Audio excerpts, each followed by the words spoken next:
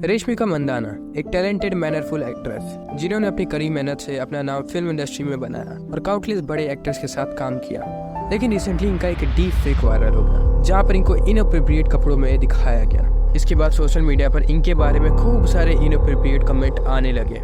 ये बात इतनी ज्यादा बढ़ गई कि अमिताभ बच्चन ने इसके ऊपर ट्वीट करते हुए कहा ये चीज इलीगल है और इस पर एक लीगल एक्शन होना चाहिए। Rashmika Mandanna, the actress's face was superimposed on another woman and it looks like it's her. ये तो सेलिब्रिटी है। इमेजिन करिए कि इनकी जगह आप होते। आप सुबह उठते हैं और अपना सोशल मीडिया ओपन करते हैं और आपको पता चलता है कि आपका एक डीप फेक पूरे सोशल मीडिया पर वायरल हो चुका है जहाँ पर आपको इनअप्रोप्रिएट कपड़ों में दिखाया गया हो। भले ये वीडियो रियल ना हो लेकिन आपके परिवार और रिश्तेदारों में ये वीडियो पहुंच चुका है। यहाँ तक कि आपके कॉलेज और स्कूल में भी ये वीडियो पूरी तरीके से फैल चुका है। आखिर क्या होगा आपका? आखिर क्या करेंगे आप इस सिचुएशन में? ऐसे ही हजारों केसेस डीप फेक के सामने आ रहे हैं जहाँ पे लोगों का डीप फेक उनके सोशल मीडिया के कुछ ही पिक्चर से बनाया जा रहा है।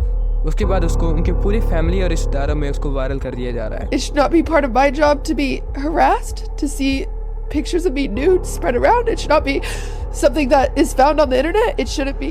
स्वागत है आपका डीप फेक एरा में यहाँ पर रियल और फेक सब एक जैसे हैं। तो चलिए जानते हैं कि ये डीप फेक है क्या, आखिर ये काम कैसे करता है और आखिर में हम इसको रोक या फिर इसको रेगुलेट कर सकते हैं कि नहीं।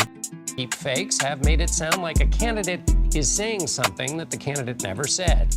We're entering an era in which our enemies can make it look like anyone is saying anything at any point in time. Well-timed deepfake can sort of turn the tide of who shows up. I am not Morgan Freeman.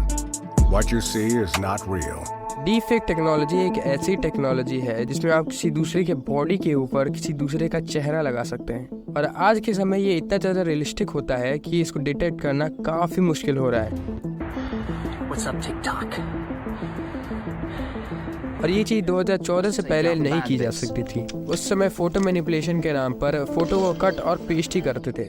लेकिन 2014 में एक नए AI का invention हुआ, generative adversarial network GANS। इसमें दो AI काम करते हैं, एक होता है फॉर्जर और दूसरा होता है डिटेक्टिव। फॉर्जर का काम है कि एक रियलिस्टिक डीप फेक क्रिएट करना और वही डिटेक्टिव का काम है कि उस रियलिस्टिक डीप फेक में गलतियां निकालना। गलतियां निकालने के बाद फॉर्जर वापस से उस गलतियों को ठीक करता है और उसके बाद वापस डिटेक्टिव को देता है। डिटेक्टिव वापस से नई गलतियां निकालता है और यही प्रोसेस आगे पीछे बार बार रिपीट होता रहता है जब तक आपको एक रियलिस्टिक डीप फेक मिले। और ये डीप फेक इतना ज्यादा रियलिस्टिक होता है कि इसको डिटेक्ट करना काफी मुश्किल होता है। डीप फेक्स बनाने के वैसे तो कई सारे तरीके हैं लेकिन ये तरीका मोस्ट कॉमनली यूज्ड है। जितना ज़्यादा टाइम एआई को आप दोगे उतना रियलिस्टिक डीप फेक आपको मिलता है।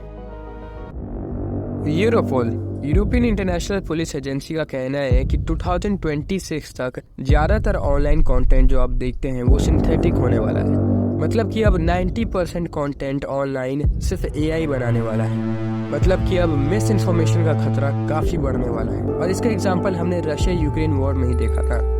जब रशिया ने यूक्रेन के ऊपर हमला किया था तब उसके कुछ ही हफ्तों बाद यूक्रेन के बॉर्डर पर एक वीडियो टेलीकास्ट होने लगा जिसमें यूक्रेनियन प्रेसिडेंट अपने सोल्जर्स से सरेंडर होने के लिए बोल रहे हैं।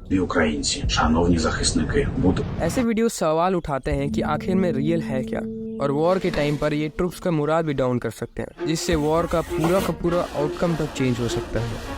अब हम ऐसी दुनिया पर रह रहे हैं जहाँ पर रिकॉर्डेड वीडियोस पर विश्वास करना काफ़ी मुश्किल है। इससे पूरी की पूरी सोसाइटीज तक चेंज हो सकती है, पूरा का पूरा लीगल सिस्टम तक चेंज हो सकता है। डीप फेक की वजह से दुनिया भर में साइबर क्राइम बहुत तेजी से बढ़ रहा है। Hello everyone. I'm here to tell you about the Neuralink crypto token. आपने ये इलॉन मस्क के डीप फेक वीडियोस देखे ही होंगे जिसमें वो क्रिप्टो स्कैम प्रमोट कर रहे हैं।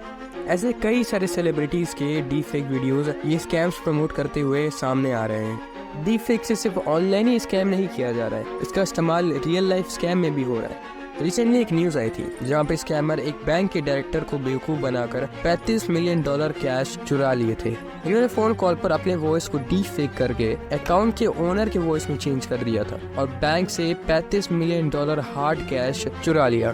क्या इस डीप फेक टेक्नोलॉजी को हम रोक या फिर इसको रेगुलेट कर सकते हैं ऐसे समय में जब ये टेक्नोलॉजी काफ़ी तेज़ी से इवॉल्व कर रही है? चाइना ने इसका एक सॉल्यूशन निकाला है जहां पर वो डीप फेक सिंथेसिस टेक्नोलॉजी का इस्तेमाल करके सारे डीप फेक कंटेंट पर मार्क लगा दिए हैं एज मॉडिफाइड।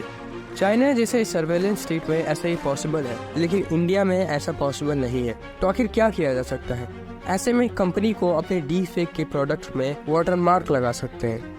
नहीं तो रिसर्चर्स ऐसे सॉफ्टवेयर के ऊपर काम कर रहे हैं जहाँ पर उसका काम हो कि डीप फेक को डिटेक्ट कर सके।